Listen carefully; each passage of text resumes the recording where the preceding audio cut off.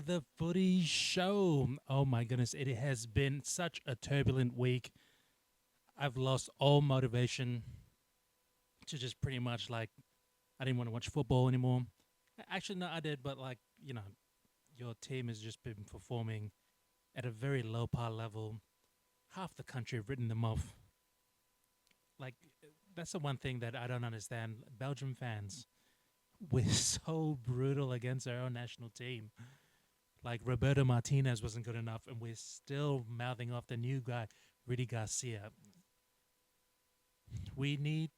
We've come to a point where we need to learn to be patient. Um, Egypt, I think everyone thought that we were just going to run all over them. Mo Salah, they've moved him into a midfield position. He's on the right hand side, cutting back in, and he's just assisting. He doesn't even need to score anymore. He just influences that top three attack, and he just assists. And look at their team; they're firing. Egypt went and absolutely destroyed New Zealand 3-1. And to be fair, New Zealand gave them a good game. For the first half, they're absolutely locking them up. And then second half, they just couldn't hold on with the class that Egypt had. And then Mo Salah, again, had a hand in every single goal that they had. And absolutely just buried New Zealand, unfortunately. Chris Wood, absolute legend. Been in the Premier League for a number of years. And, for New Zealand to be where they are now in the World Cup, again, representing the OFC, Oceania football, is absolutely nothing but short of fantastic. And hopefully at some point, I hope that more teams and countries from the OFC in the Pacific can make the next step to representing their countries on the world stage like New Zealand have for the last, I don't know how many years. But yeah, I just didn't, I did not feel great about the last game. I honestly felt with the majority of possession that we had, the amount of shots, De Bruyne was, doing all he could. Trossard, pas vraiment bien. And then, of course, Yuri Tillemans also doing his, but, we were just absolutely toothless. And Lukaku, that's why you don't start him. I'm sorry, but he's not been match fit. He's had a lot of injuries this past season, as a lot of people don't even realize. So I think bringing him off the bench, managing his minutes, and of course, with the as we saw with the Iran game, absolutely just came off the bench and immediately impacted straight off the bench, and you saw that own goal coming as a result of Lukaku pulling two defenders with him, and they collapsed right there. In terms of this last game against Iran, it was just very average. I think we showed, I think we showed a bit much more respect to them, and we didn't take them as seriously as we should have, resulting the red card pretty much sums up the whole game. So forget about that. But now looking at New Zealand, a very good first half team. Like, look at what they did to Iran in the first, I don't know, 10, 15 minutes. Chris Wood with his hold-up play. The results, I don't think the results were a true reflection of how New Zealand played. I think New Zealand outplayed Iran for sure, definitely. Unfortunately, you know, they didn't finish the game they won the way they wanted to. So, but I think that's the other thing. New Zealand can play hard.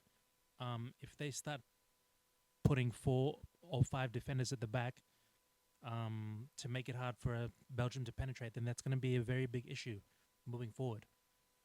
In terms of the midfield need to work, il faut bien travailler ici. You need Tillemans, De Bruyne. They need to be running the football up. You can't keep them stationary, moving left to right. We need to be going back and forth. The more ball De Bruyne gets, the more you'll see attackers going up forward. Wingers will have more space to run, and then you'll see things happen. I'm telling you right now, if they don't give enough service up top and they're not getting proper ball in the middle, we will not break down this tough New Zealand team. And their midfield is just going to contain us the whole game, and we might as well just draw the game, to be fair. Um, but like I said, if we find the right people, if it comes from the right people, if De Bruyne has a blunder the next game, I'm gonna, mate, I'm gonna be, oh man, I'm not too sure, but you know what? I'm gonna go in positive with this game and just hoping that we can turn a new leaf. If we win second, so be it. De Bruyne and Lukaku need to start firing up. And I understand the pressure of wearing a jersey for your club team is not the same as wearing the jersey for your national team. It's not. Um, I can't speak personally because I've never been at the national level. But in terms of the weight of the shirt, I'm of course been touted as the golden generation. Uh, like I said, I don't buy that crap. That's just full of shit. It's just something that people want to set a standard to their own beliefs that they're setting a high standard for a team that should have that standard, but they're not playing to it. And to be fair, these guys didn't claim to be anything like that to begin with. That you can blame the media. You can les gens qui aiment parler trop. Like you talk a lot, and then that's what happens. So honestly, I think this is a must-win game, and we have to win at all costs. And if we can bury them in the first half and then finish off the game strong, I think we'll be good. If we can finish second in the group, so be it. Topping off the group would be a very big shock to a lot of people who counted us off, especially Belgian fans who wrote off this team even after the draw against Egypt and thought that Belgium were finished. So I hope to see a better, improved performance, and I hope we can win this. And as always, people, please like, share, subscribe, and do all of that good stuff.